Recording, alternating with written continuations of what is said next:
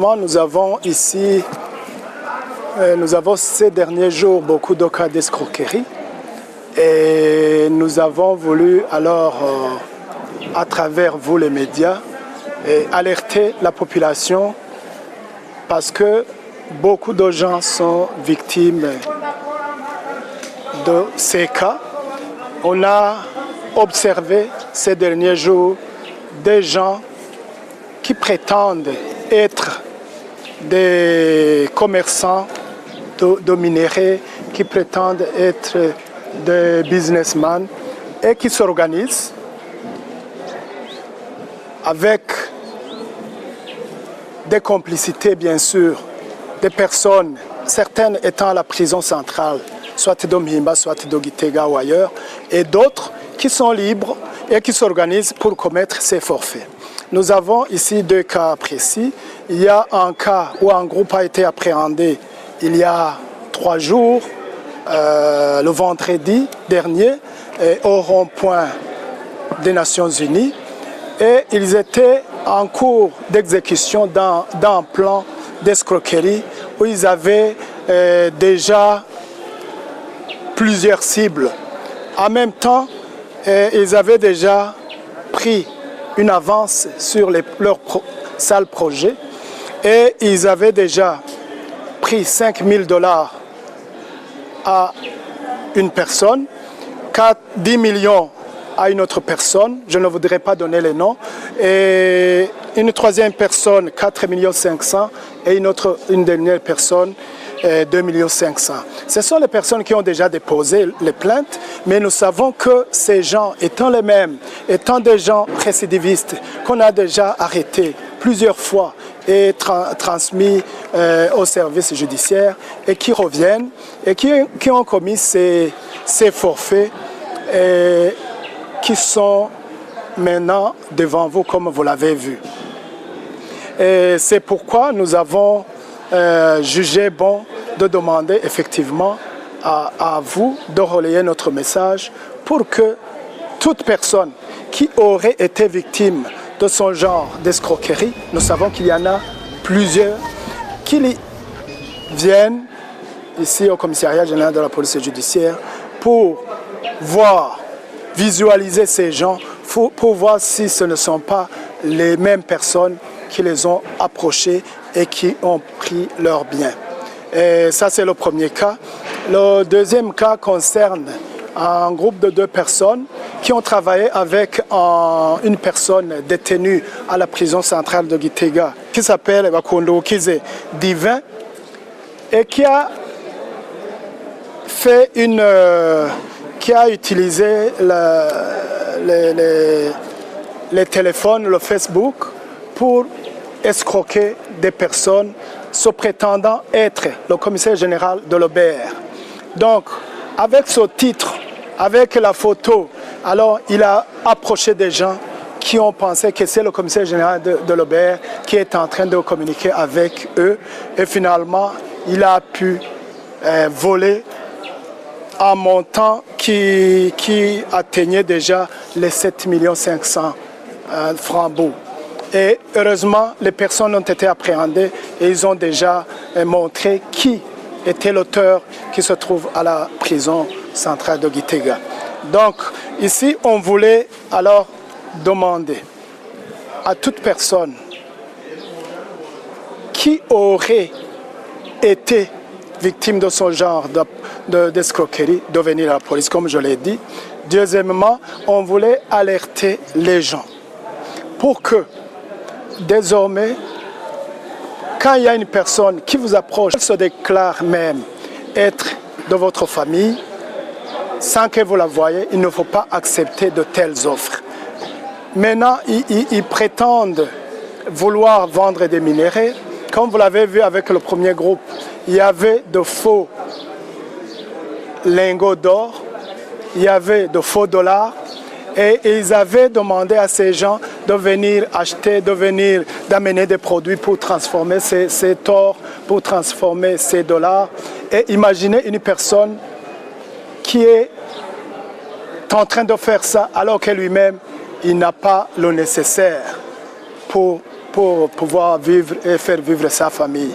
C'est pourquoi je demande à toute personne de veiller à ce qu'il n'y ait plus ce genre de mensonge. S'il y a une personne qui vous approche, essayez d'approcher les familles, les amis et même la police pour dire voilà, nous avons une approche qui risque d'être une escroquerie. Voilà ce que je voulais dire. Et par rapport à ça, je tiens à souligner et à mentionner que ce genre d'escroquerie passant par le Facebook, les WhatsApp et autres sont monnaie courante aujourd'hui. C'est facile avec la technologie de mettre la photo d'une personne et d'écrire comme si c'est la personne.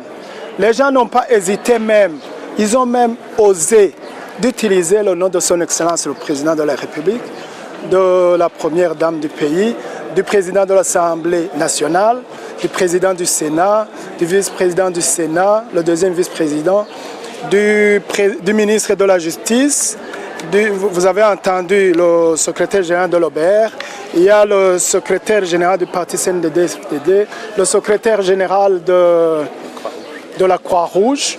Et avec tous ces mensonges, ils utilisent ces noms de ces personnes respectueuses pour faire croire aux gens qu'ils sont en train de parler avec une autorité.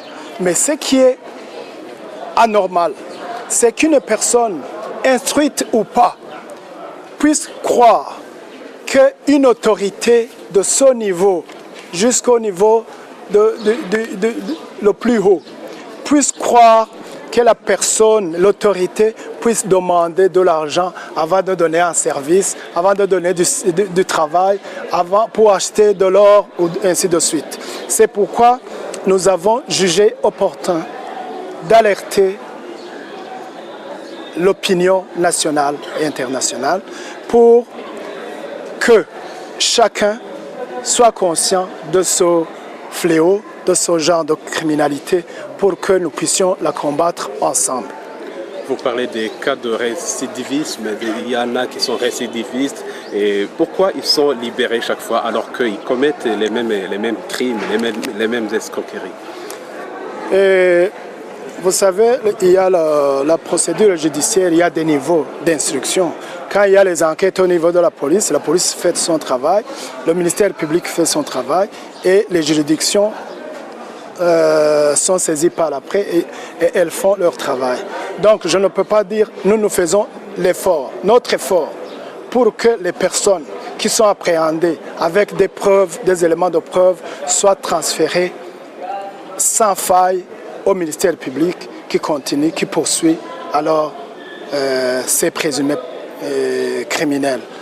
Ce qui se passe ailleurs, je ne peux pas le dire, mais ce qui est important, c'est que maintenant, on va mentionner dans les dossiers qu'il s'agit des récidivistes et que les autorités judiciaires supérieures, c'est-à-dire le ministère public, qui est le patron de la police, pour qu'ils puissent en tenir compte et aussi saisir les juridictions en conséquence avec la même mention. Et il se peut qu'il y a un présumé chef de ces escroqueries qui serait en prison, à la prison centrale, mais qui continue à faire les mêmes cas, les mêmes crimes, étant en prison. Est-ce que vous en êtes au courant? Est-ce que c'est vrai? Oui, c'est ça. La cybercriminalité, c'est ça. Ce sont des infractions qui se commettent à travers la nouvelle technologie, à travers le téléphone, le Facebook, les WhatsApp. C'est pourquoi la personne qui est en prison, même si elle est détenue, si elle est parvenue à avoir le téléphone à la prison, il pourrait commettre les forfaits, bien sûr en collaboration avec d'autres personnes libres. C'est le cas précis, ce sont les cas, c'est pourquoi on appréhende les gens et on trouve que l'auteur est déjà à la prison. Ce qu'on fait, ce que la police est en train de faire, elle continue à faire régulièrement des fouilles dans les prisons pour retirer ces téléphones.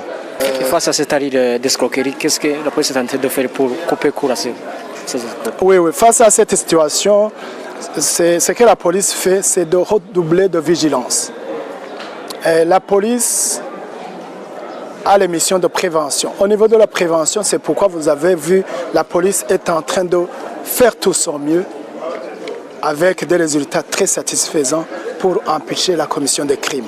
Mais quand le crime est commis, ce sont les enquêtes. C'est ce que nous sommes en train de faire et nous devons faire proprement et professionnellement les enquêtes pour les traduire devant les juridictions en passant par le ministère public.